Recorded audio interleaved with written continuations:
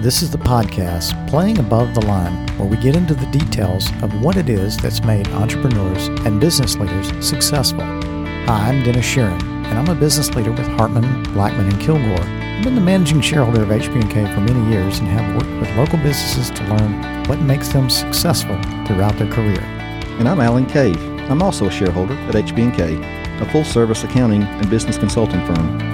During our careers, Dennis and I have both been fortunate to work with many successful businesses and their owners, as well as other leaders throughout the accounting profession and beyond. We're happy to share some of their stories with you. Welcome to Playing Above the Line. Alan, how are you today? Dennis, I'm great, and I'm excited about our guest, so tell us a little bit more about her. All right. Today, we're talking with Gia Wiggins. Gia is a career human resource professional. After working with companies like AT&T, Sears, and Target, she founded her own company back in 2015 called Morale Resource LLC.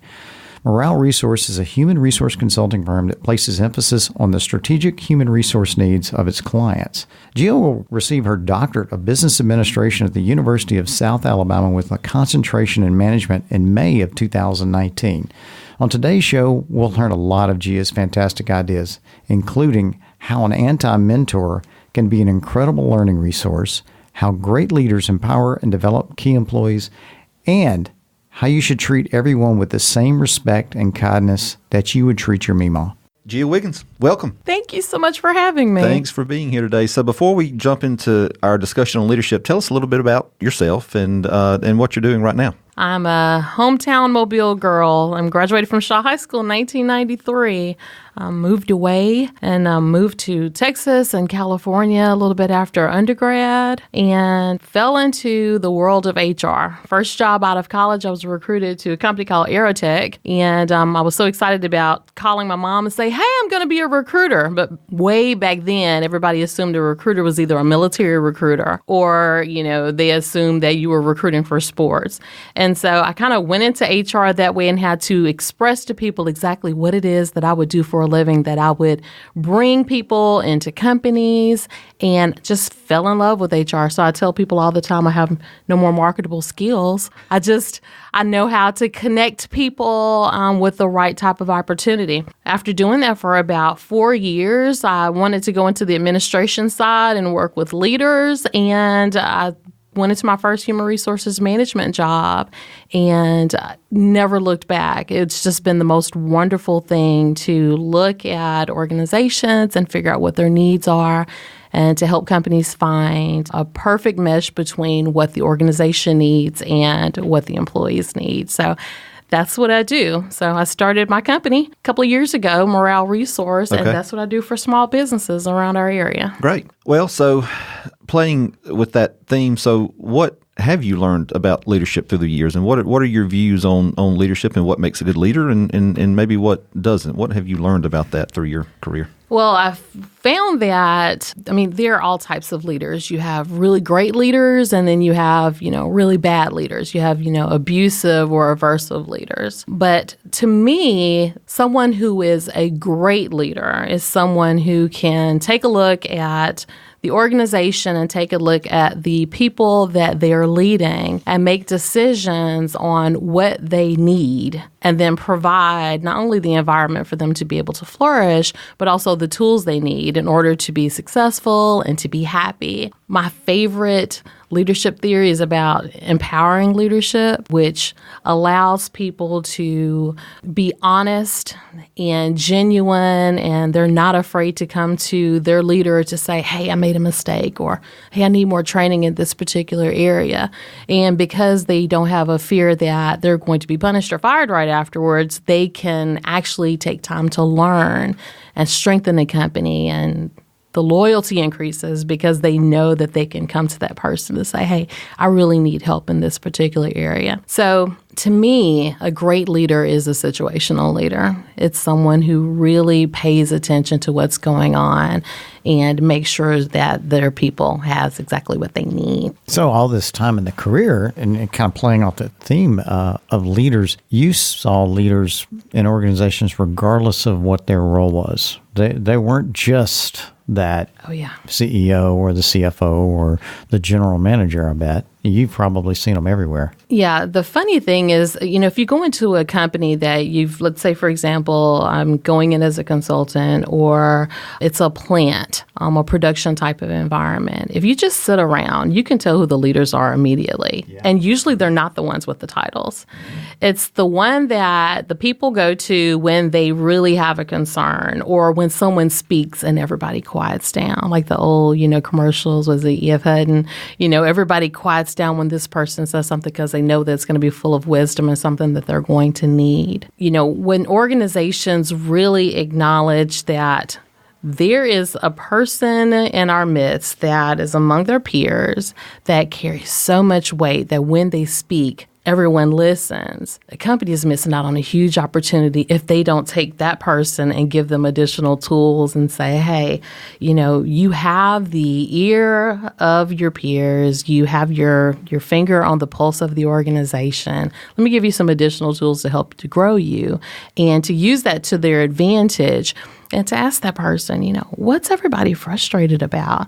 What are some of the things that we're doing really well? What are some of the low-hanging fruit that we can go ahead and tackle really quickly that can make a huge difference in our organization?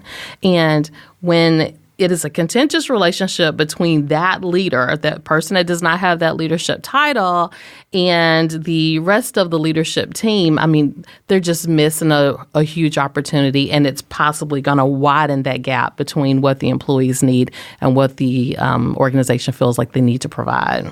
So those folks with the title, one of their learning experiences and one of their leadership experiences becomes understanding those influencers and how they can engage and empower those influencers to be something more as well. Absolutely. I think that part of it is, part of being a good leader is not being threatening by other people who have the ability to be a leader in that organization. I've always loved to find, fresh talent, or someone maybe who's been doing that job for a really long time, and they know things that I don't know, and they can bring insight to things that I'm not truly familiar with. It's so important to grab onto those people and to be a mentor, and also allow them to mentor you as well. So to have that eye for talent and for influencers is critical, especially when you're dealing with a diverse population, people of all ages, backgrounds. It's critical to be able to pick out those influencers. Mm-hmm. Yeah. So you mentioned the word mentor. Have you had a mentor or two or three throughout your career, or someone that stands out as far as really influencing, either your career path or your views on leadership, or just really being that positive influence in your life as far as your career goes? Actually, I have two mentors. One is more of an anti-mentor. I talk about that in trainings. All right, we're going to have to define that. We got to hear Talk about that. I've never heard that term before. But I have two, and in my trainings, and I've done quite a few speaking engagements, people have heard this story before, but early in my career, when I lived in Houston, I worked for this person who treated me so horribly, but not just me. It was everybody. They were an equal opportunity offender. And for a while, I built my career based on that person and what would they do? How would they handle this situation? And I just do it the complete opposite, and I would win every single time.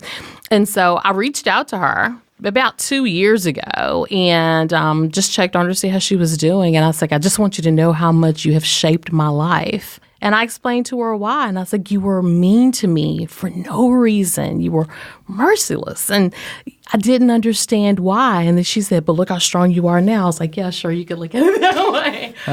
But on the other end, there's a guy, John Kowalczyk, he's in Norfolk, Virginia, who was the most compassionate and kindest person that I've ever worked with in my entire life.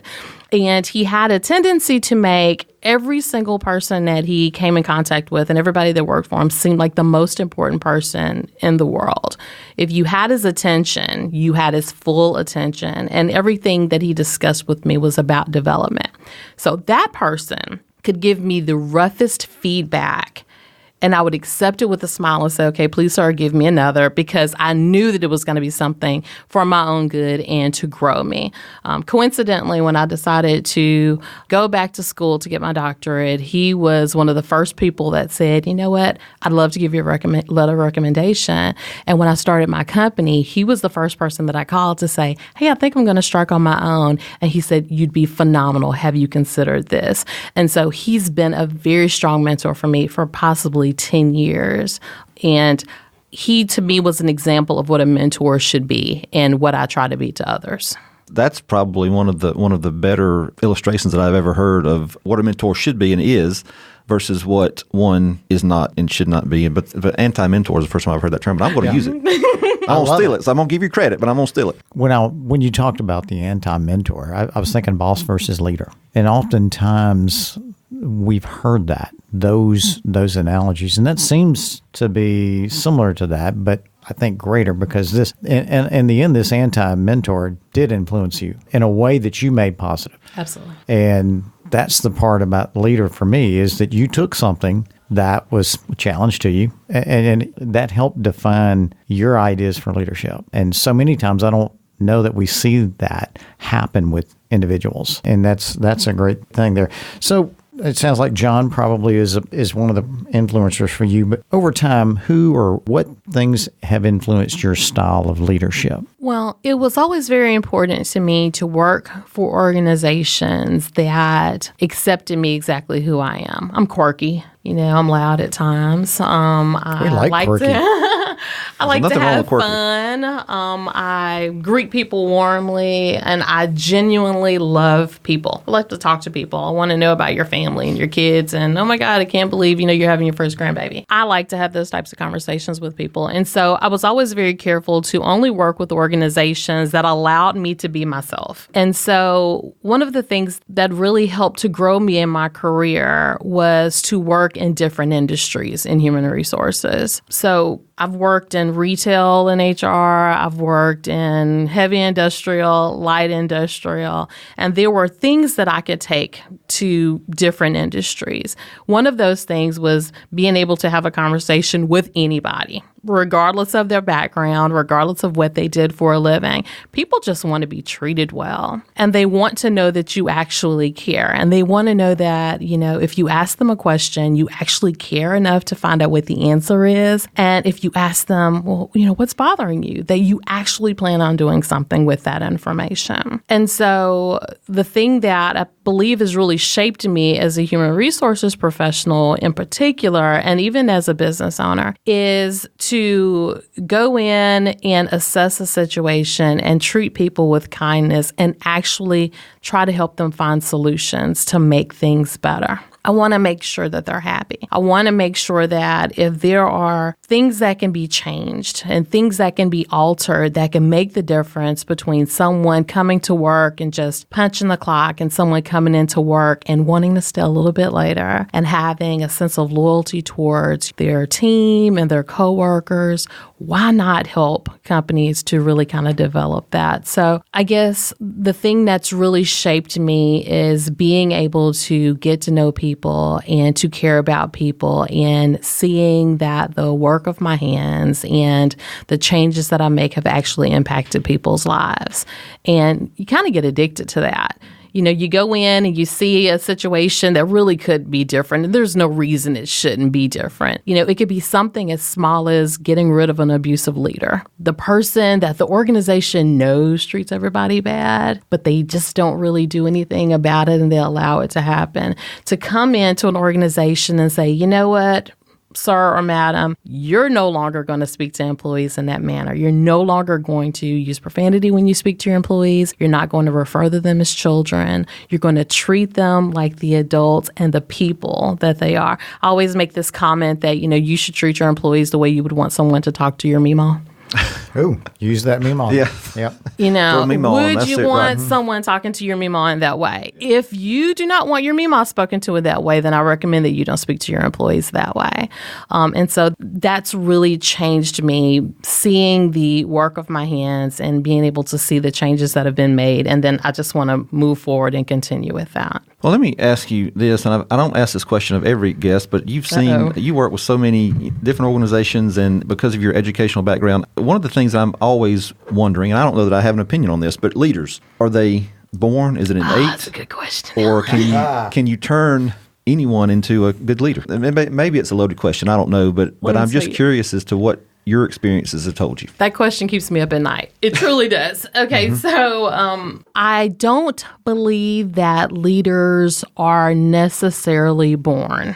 And I also don't necessarily believe that you can teach someone to be a good leader. I want to get that out of the way. I think that there are characteristics and traits that people have that they were born with or they were nurtured to have that make them a better natural leader in some areas than others. For example, compassion. You can't necessarily teach someone compassion. So in that regard, I think that it's easier for some people to be good leaders, and I think that it's easier for certain people to be absolute taskmasters. However, I think that everyone has the ability to do better. I think everybody can learn, and through accountability, can learn to, if something happens and it makes me angry, through training and coaching and accountability, because I know that the person next to me is not going to allow me to mistreat people for fear that I will lose my job if I do this thing. I think that you can shape people into being effective leaders. But there's no substitute for that natural God-given ability sometimes that somebody can walk into the room and then the charisma that they have is just electrifying, and people are, it's like a magnet. You know, people just want to be around that person and get to know them more. So in that regard, don't know if they can be born. I think that everybody can make a choice to be a non-aversive leader. Yeah. Is that a fair answer? Yeah, fair enough. Yeah, that's good. It does keep me up at night, by the way. I love the answer. First of all, I thought you were going to be on the fence, and I was going to have to push you off that fence. No need. I But don't like fences. I love the answer. I believe there are these innate gifts that some people have, and you see it when you first meet them. I can think of some people that I've been around in my career that are that way, but it's how they commit to develop themselves or how those influencers around them commit to guide them. I do believe you can teach certain levels of leadership, but those innate talents differentiate leaders, if you ask me. And leaders are everywhere, and those people sometimes are just that person you described at the beginning in the manufacturing process. They're the person who's an influencer. I think of a story, just to kind of divert for a second. A young man in a group of scouts that we had when we were on a backpacking trip, and he wasn't the leader of anything, but we as adults knew if we really wanted to get the boys to do something, we could talk to him to the side and it's done. And he could just do it, and the boys just followed him. And that was just this unique talent he had, because otherwise he was like any teenage boy. He was everywhere. His backpack would hit the ground and everything in it would explode out everywhere on the ground. And we all knew it was Walt's stuff. Love you, Walt. But anyway, so I love your answer because it defines that expectation and that fact that some of the accountability is back to you as the individual to kind of take it there. And, you know, sometimes people are leaders in certain areas and not leaders in others. You know, my Achilles heel in HR has always been filing. I mean, I can think of a million uncomfortable and pleasant things I'd rather do than to file one piece of paper. That's just who I am as an individual. And so, you know, there's a lot of good work being done. There's a gentleman named Craig Pierce at the University of South Alabama who is a leader in shared leadership. And in the theory of shared leadership, it's that leadership can occur and emerge at any time based on the situation and based on the person. And so if you're looking for someone that has a certain skill set that I don't have, it doesn't mean that a leader is not there. It just means that in areas where it's in my wheelhouse, I take the chair in that one. And when someone else is, really strong in another area, me being strong and confident enough to be able to pass that baton and say, you know what, you should take the lead on this. And I'm going to give you all of the resources that you're going to need in order to be successful to do that. But that was very similar to what you mentioned. Someone, in order to be a leader, they don't have to be a jack of all trades. You can have a specialty, and thank God for that we can have a specialty that we can emerge as a leader in. But that's what shared leadership describes. It describes that different people can be leaders at different times based on the situation. You just have to give them the platform and allow them to emerge. Right. And one of the keys is recognizing that in yourself. Self-awareness is a big one. Gosh, dog, we could sit here and talk for 2 hours. Unfortunately, we can't. But but real quickly, I do want to, Morale Resources LLC, tell us a little bit about the services you provide. And then if we have you back in 5 years, yes, what does Morale Resources look like then versus now? Okay, well, Morale Resource is a human resources consulting firm. I started it a couple of years ago after I left my corporate job and I was studying full-time, working on my Doctorate in Business Administration.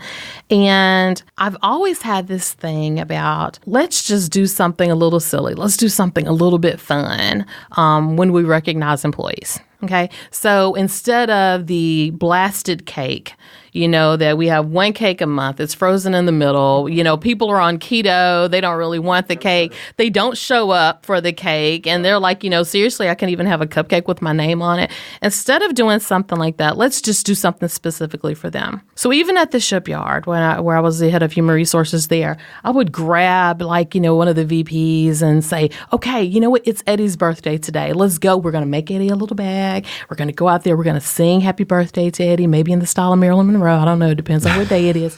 And we're going to recognize and give this person the one-on-one recognition that they'd like. I've been doing that for 14, 15 years probably. Well, anyway, when I started Morale Resource, I started it because I started having people that I worked with in the past. I said, hey, can you come over here to this new company that I'm the VP of and start an engagement program for me, just like you did when we were at Target or just like we did when we were at Cintas, etc. I'd start to put a couple of, programs together from friends and colleagues. And I said, you know what? I think I want to do this full time. And that's how Morale Resource was born. So that's what we do. We put together customized engagement programs for companies, but not just local companies. We're in a couple of states now and put together really fantastic programs. But then the other side of it is, truly my passion. It's helping small to mid-sized businesses try to figure out what can we do to operate at an optimal level and to take that HR equation and just make it a little bit simpler. What can we do to develop our leadership? What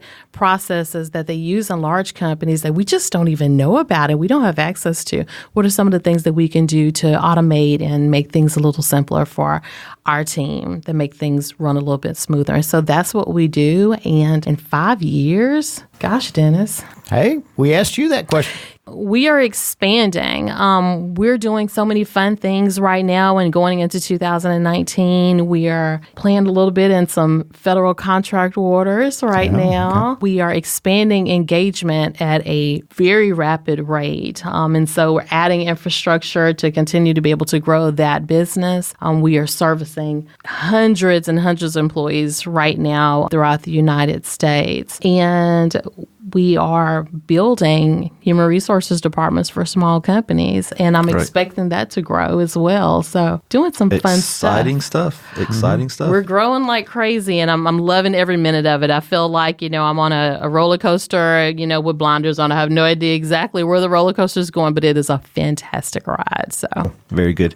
Two quick questions before you leave. Sure. What are you reading right now, or what have you read that's made an impact on your, I know, and look, doctorate program, I understand, a lot of reading, but if you have one book, maybe you could give us an author. What would that be? Can you pick one? The Handmaid's Tale by Margaret Atwood. That is the book that I'm reading right now. It is a guilty pleasure. I watched The Handmaid's Tale on Hulu, and I have a tendency to go back and to kind of read the books. I am fascinated with this book right now. So that is what is actually on my nightstand right now. I'm in the middle of it. Excellent. And then we open up iTunes, Spotify. What do we find on your playlist?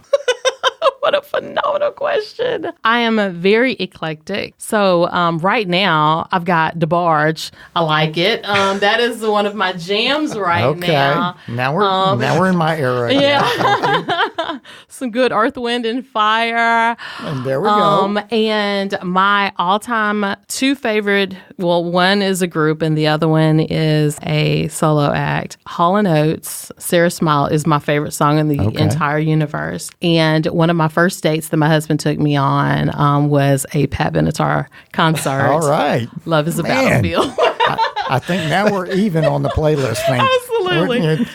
I know she's the first guest that hasn't mentioned some kind of country music, and Dennis is like, really? No country? Anyway. Don't get me wrong. I like the country music, like whatever the Eagles are. They're now a country band, but when you said DeBarge, I knew we were on the right plane. Florida Georgia Line, though. Yeah. Okay. I do listen to Florida Georgia Line. Yeah. And I love Zach Brown Band. I mean, they're good. Very good. Gia, thank you so much for joining us. This has been a pleasure. Thank you so much. Thank you. I enjoyed it.